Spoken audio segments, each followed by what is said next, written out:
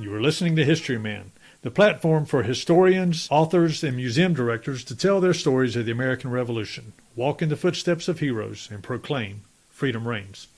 On today's episode, I am excited to be here at the United States Presidential Culinary Museum in Grover, North Carolina, with the senior curator, Martin Mangiello, the author of Terrorist Psychotic, Mary Patton. Welcome, Martin. Hey, thank you, Eric. Yeah, absolutely. Martin, I've listened to your book on Audible. Tell our listeners a little bit about your book, where they can get it, what it's about, and let's just get into the meat of Mary Patton. She's an interesting character of the American Revolution. Absolutely, absolutely. So obviously, we're in Barnes & Noble, Amazon, Ingram, so every private bookstore, you can get us anywhere and everywhere. Most people these days are listening on Kindle. And this was the first book, Eric, that I ever did with Audible and went through the whole Screen Actors Guild, auditions of actresses because I wanted a lady reader from all over the world. And it led me to release my book in paper, of course, through e-readers, but also for the first time, this is my 8th book via Audible.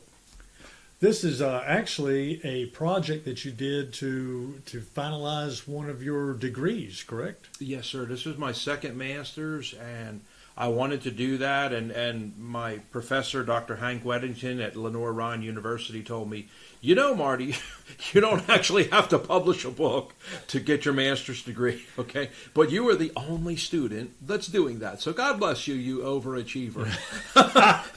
and I am a fanatic and a control freak and full-on OCD and have to do everything better than everyone else. And I spend a lot of time laughing at myself, Eric. Grover, North Carolina is actually in a very historical part of the country, especially in terms of the American Revolution. This is the backcountry of the Carolinas, and it was called at that time Tryon, or That's right. The Tryon County area, and the Tryon Association, which is a big declaration that came out after Concord and Lexington. The signers of that Tryon Association, one of them being Frederick Hambright, another one being one of the Neals, I believe it was Andrew Neal. These were big heroes in this section of the country, right? Absolutely. You're in the famous Hambright home right now. Is that right? This is our home, and this was built by the great-great-grandson of Colonel Frederick Hambright. His name was Dr. Alfred Frederick Hambright. I see. So welcome to the Hambright home. Of Prussian descent, correct? That's right, yeah. I mean, we're not talking Scotch-Irish or Welsh or any number of other backgrounds. This is actually a Prussian descent. That's the Hambright. Right. A very weird Prussian, because he does not go with the German king. Is that right? Yeah, it's kind of weird. It's a weird anomaly, and people are a bit shocked, and that's one of the things that he says. We are going to have what new idea here, and sick and tired of having the baby, the fetus, is the new leader. So fetus grows up, starts to walk erect, becomes teenager, and then, takes the throne, becomes new leader. We are sick and tired of this process of Tsar, Emperor, King, Queen, whatever you want the word to use, Caliph, Emir. We are tired of this process on earth, and we are going to use the new English word election for leader. You will watch us change the earth pattern. And people are like, yeah, we're going to watch you change what did he say? The earth pattern. Right. What an idiot. Right. What an idiot. And they did. They thought we were crazy, and why would you want to attack the government here in America? That's crazy, too. You want to shoot into troops that are here in America. That's what and you're going to secret meetings, Eric, on Thursday nights in a basement. It's not funny. It's not cute. And as far as asking me, do I want to be involved in it and go to no, I don't. I don't want to go to the secret meetings to talk about this crazy crap. You're out of your damn mind, Eric, okay? Mm-hmm. And yeah, there's a lot of people around here in the upcountry of South Carolina and the backcountry where we're at today, in now the North Carolina, that these are the conversations that are going on. And during our tours, we often have people ask me, excuse me, Martin, are you talking about QAnon today and Proud Boys, or are you still therapeutically giving the tour back in the 1700s? I'm just confused, Martin, as to where you are, first person or third person, or I'm like, no, ma'am, I was just explaining the 1700s. I'm not in what the Proud Boys or no. Okay. But it is interesting because Scott Seifert even mentions It this is. in one of his episodes, that the discussions they were having over government rights in that time, in the 1770s, 1780s, those same discussions, those discussions of freedom, liberty, government, those are the same discussions we are having even today. Exactly. And it's interesting how the Constitution that we have set up allows those discussions to happen, right? Absolutely. And so it's a beautiful thing, but it is not for the faint of heart, right? Absolutely. And Colonel Hambright is in this book. Is that right? So are his friends. In fact, the paintings that we had done and have commissioned over the past 14 years are in here of many of the heroes. And that's also what I wanted to do. You mentioned Colonel Hambright. You'll see a lot of his friends in here in full color. Like Colonel Cleveland and the black hero at the Battle of Kings Mountain, Ishmael Titus. These are all forensically rebuilt paintings. The Catawba hero, Captain Redhead, who fought with us and went against the Cherokee. There's the picture of the black hero, Ishmael Titus, here with his brother, Primes, at the battle. And this took, like, literally this long. There's, of course, Mary Patton. She's been our latest that we had done. But people always said when I came here, Eric, nobody knows or understands what any of these people that live around here look like. We've never seen them. And regrettably, Marty, and we know that you just retired from the military and all that, and you're moving back from the deserts, and you lived in Japan for many years and all that. Mm-hmm. But now that you're back to America, because I left when I was 18 for the military. Right. But now that you're retired and back, it's great, and you married this lady from here, my wife Stormy, but we don't know what they look like, and here's Colonel Hambright. So we had to go to these families and spend upwards of like 3 years at a time forensically rebuilding them, and you always have to get permission from the family that says in the end, yeah, that's okay, that painting, we do agree with it, and we've analyzed the line drawings from the artist. And so go ahead, here's of course Andrew Hampton, one of the oldest people, if not the oldest person at the Battle of Kings Mountain. All these people had to be forensically rebuilt, and so that took time to feature like Colonel Hambright. And then you want to hear him for the first time in American history. You want to hear Colonel Hambright. You say to yourself, right? I want to hear him talk out loud. What's he got to say?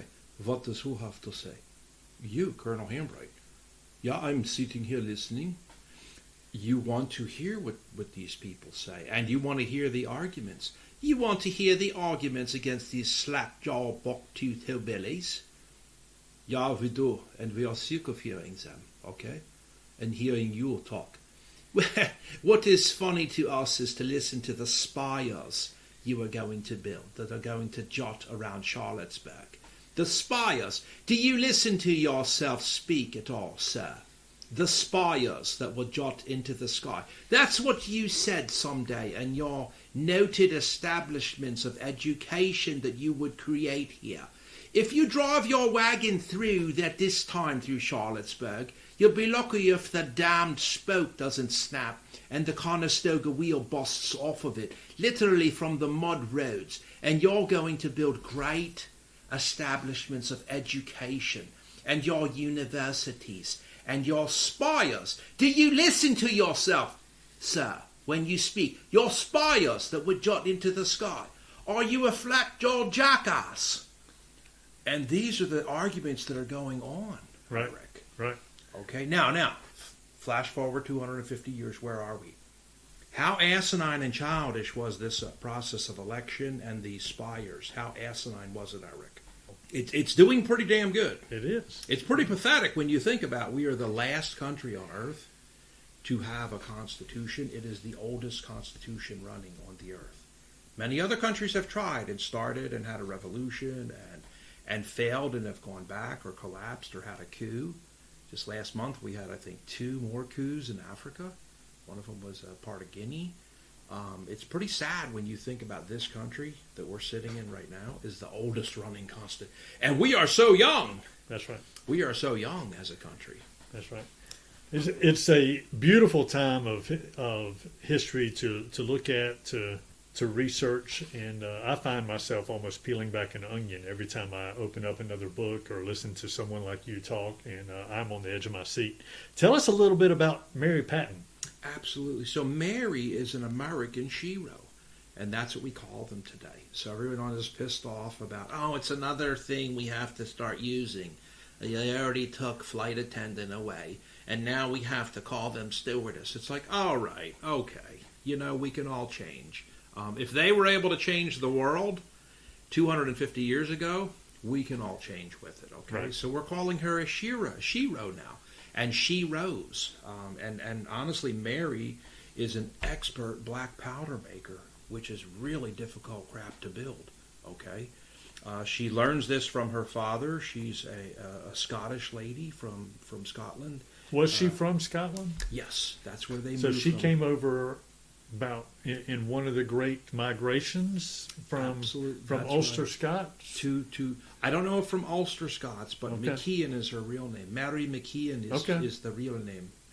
And so they move over, living in Pennsylvania, and before they leave Carlisle, Pennsylvania, to move down south to the Forbidden Zone on the other side of the mountain where no white is supposed to be, right. In western North Carolina, and for her to become a North Carolinian in fame. She does, for the past couple of months before she leaves Carlisle, meets a very famous American shero that we now call Molly Pitcher, who has just moved to Carlisle, Pennsylvania. So she did meet her. Yes. That's actually historical record. We don't have a historical record on that yet, like a letter to point to, but we know that the two of them were very prominent, in the revolutionary times. And so, since this is a creative work, fiction from the Thomas Wolfe Institute, okay. where I went to school, I had to write in creative fiction. But when people ask me, do you have a supporting document, like a letter from, Molly Pitcher to, no, I don't.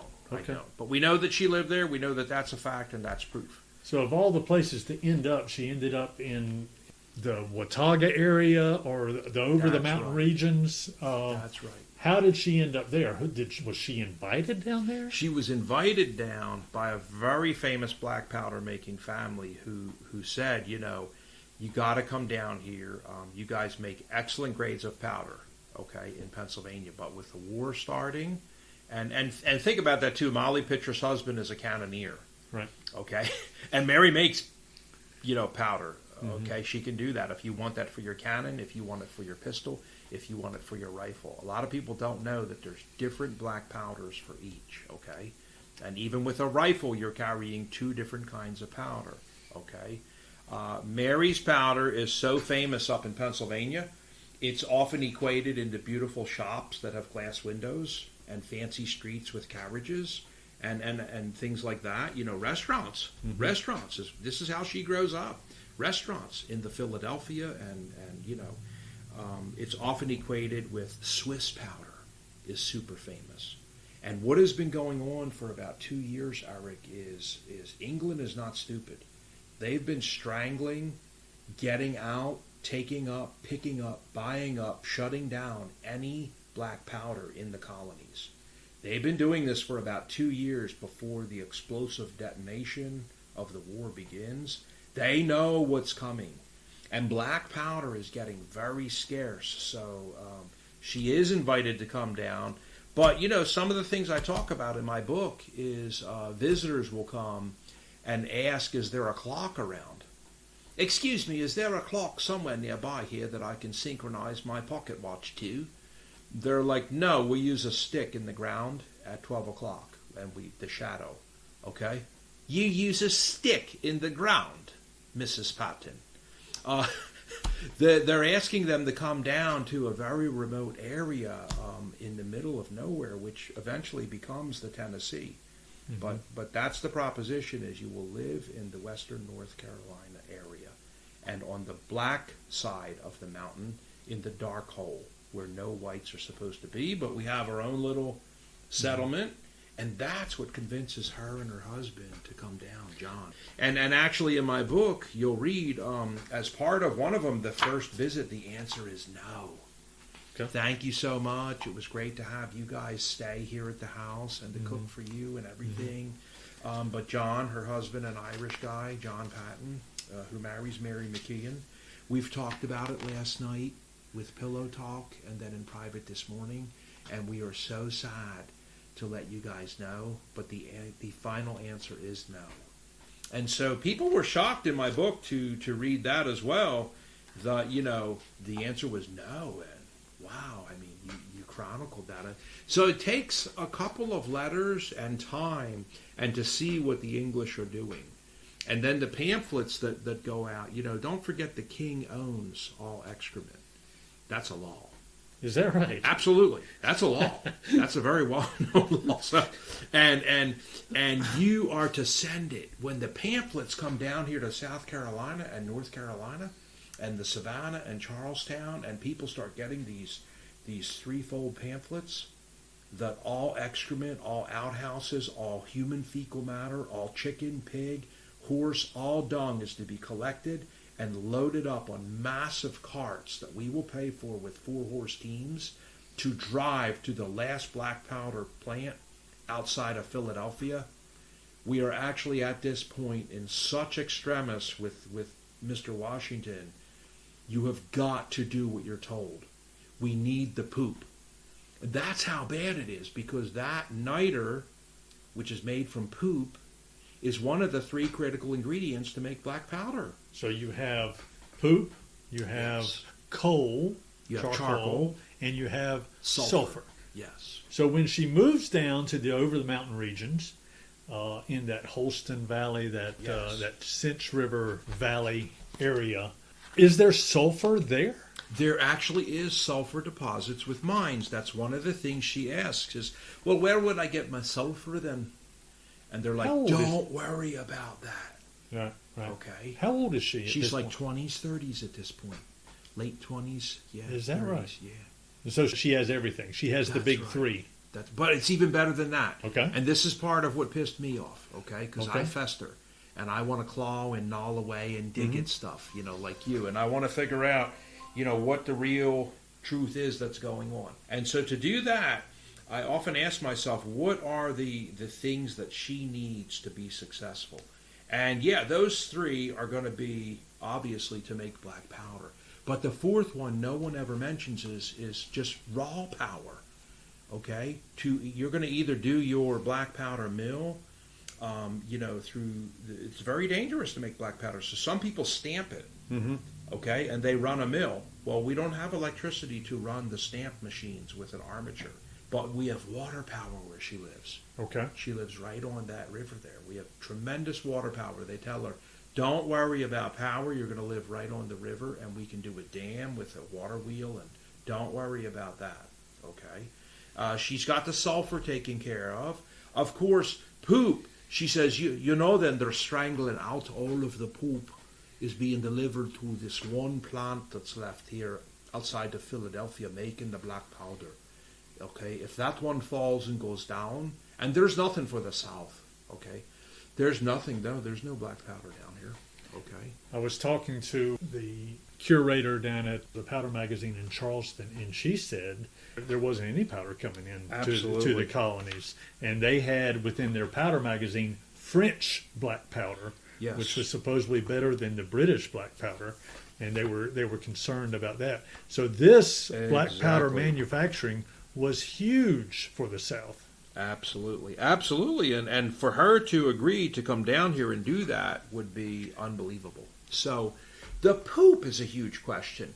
Where would I get all of me poop then? Because you don't have enough cattle or animals on the site, I understand.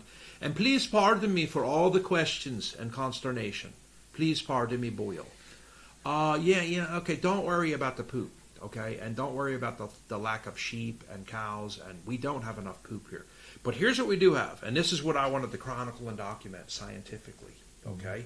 I wanted to bring new stuff to the market. I was sick and tired of hearing about the generalized, regurgitated crap on Mary Patton. Everybody has the same thing to say. Yeah, no pun intended, right? She sold her powder for $1 a barrel. She was a very rich woman. She had 4,300 acres when she died. They have about a classic 5 to 6 things to say about this woman, and the whole story's over. Okay? And I was like, you know what? There's a lot more here. And why? Where is she getting? They told her these bat caves that are here are probably thousands, if not 10,000 years old, Mary. And they have been pooping for so long, it's on the floor. And she was, hold on 1 second. You're talking about bat, like the bat that flies around then? They're like, yes, we're talking about the nighttime bat, the black bat. And you go into some of these caves, and there's 60, 70, 80,000 bats hanging from the ceiling. You're either full of malarkey, or I want to see it myself. I'm telling you it's true, and excuse me again for interrupting you. The reason I'm so interested in the bat poop is because it is actually the finest poop to use. If you actually have access to that bat poop, we do not have access to it up here in the north. Okay, from Boston all the way down to, we have not seen that here. And it sucks because, you know, the British, again, I'm going to tell you, Eric, they're not stupid. Sulfur only really on Earth at the time comes from one place. Okay? Do you know where that place is? No, tell me. It's in Sicily. And guess who controls that friggin' island? They're not stupid. Okay? So they've got a lockdown on sulfur. They've strangleholded 2 years before this revolution all black powder that would be available and all production and capability. And they're really, when Mary finds out that there's bat poop available, she almost has a conniption, they say. Okay? And spasms. And she says, I have one final thing for you then, because the charcoal, we can make that all day and night long. Okay? You could make charcoal, Eric, if you want to. Okay? We'll just use an old fire. I'm sure you have a fire in the back of your property and it's loaded. You probably need to shovel it out because you haven't done it. We can make charcoal all day long, boy. Okay? Okay, but we did want to mention one other thing, Mary. We weren't finished yet before. I didn't get a chance to tell you that we would be surrounded where you live. Yes, tell me about it then. Go on. You would be surrounded by pine forests. Everywhere around here and down here in this southern, western North Carolina area, when you move to western North Carolina, Mary, it's loaded jackknife plumb full with pine forests. Eric, how many pine trees did you drive past today? That's all there is. Endless. And there was more during that time. Let me tell you a little scientific fact. If you're a black powder shooter like me, and you use Gox, G-O-E-X, it's one of the most expensive, finest black powders you could use, Gox. Mm-hmm. Everyone listening to this knows what I'm talking about, okay? They use pine for their charcoal. It is preeminently, scientifically, the #1 charcoal that you would want to burn and use, along with the bat poop. And she says, and you've got the sulfur taken care of. We don't need to beg them to buy the sulfur fake in Paris from Sicily, the only deposit of sulfur on this planet. Okay, you've got the secret sulfur. You've got the power. You've got the secret bat poop that nobody knows where it's at. And you can take me to these caves and we'll make the maps with the X's on them, will you now then? Oh, absolutely we will. We're looking forward to it, Mary. And you've got the pine. You have got an unprecedented, we have an unprecedented collision of 4 factors, Eric, in scientific history. And when you talk about poop, okay, this woman is an expert at making niter, the crystallization of it. She's got massive batches. She can tell you that one there is a 4.5 month. I have accurate records here in the books. Okay? And that one we're going to take you into. In that barn there, we're at about 6 months. It's almost perfect crystallization. Then this woman is an expert frickin' black powder maker, bro. Sounds like she's very meticulous and has a business mind to her as well. She does. Which is, phenomenal. She has a weird business mind, Eric. She refuses wholesaling. She will not allow you to stock her powder. When she's here at Captain Jack's Tavern in Charlotte, they ask, we could buy like 40 of your 1 pound kegs when you're gone in Wilmington. Yeah, I know that's where you're headed to next, and then down to the Savannah, and you're going to make a triangle and head all the way back. So she made, her trips were from the over the mountain regions Down to Yes. Wilmington, through She would Charlotte? go to Wilmington, to the Savannah, to Charlottetown, all the way through Charlottesburg, all around here, Camden. Everybody knows Mary Patton. Is that right? Yes, everybody knows Mary Patton. But a very weird businesswoman. She will not. I appreciate the comment that you would purchase 40 to 60 and you would stock them here, Jack, and sell them then. No, you will not. Okay, I do not wholesale. I sell me to the person who wants to buy one pound right now. It's $1 a pound. It's a very simple proposition. I am direct from factory to purchaser. I do not wholesale. Okay, and I don't care about how much more I would be able to sell and all these other factors. I'm uninterested. This is how she accumulates tremendous wealth and owns 4,300 acres at her death. I would think that the British would have been on to her. Oh, she's a wanted woman, which is many people were angered at me, Eric. I still have people who are pissed off at me in Tennessee and all around Elizabethton, and they're like, I won't sell the book. I'm not going to sell the book. Why? Okay, because you denigrated us, Marty, and I don't know why you put that on there, terrorist psychotic. I'm like, but that's what they called her. I'm sure that word was not even in the dictionary. Yes, it was in the frickin' Samuel Johnson's dictionary. Terror, okay, and psycho. These are English words. Well, you have the F word in there too, and I don't like that. It's a disgusting. That word has been around since like the 1400s. Somebody attacked me on Amazon, said he has curse words that were not invented until the 1900s. It's like, okay, and it was used in that period, and all these words, and that's what they called her. They called her a terror worker, and that's what they would say, Eric. Anyone who is making bombs and distributing black powder to these psychos, do you realize that they want to detonate a bomb inside of a building? And where is the man who's doing this? He is hiding outside of the building, about 100 feet away, looking inside, waiting for it to erupt with officers asleep in there. Where was this? This was all over the American Revolution. Okay. This was all the arguments that people had against doing this form of la petite guerre, guerrilla warfare. And yet today we turn on Fox or CNN, and if they say there's a bomb going into a Russian barracks where they're sleeping in 82, and we have it on the bomb with the drone from the Ukrainians, and we can watch it going all the way down until it explodes, every one of those channels is on. Everyone's, oh, it's breaking news. Put it on. Put it on. Yeah.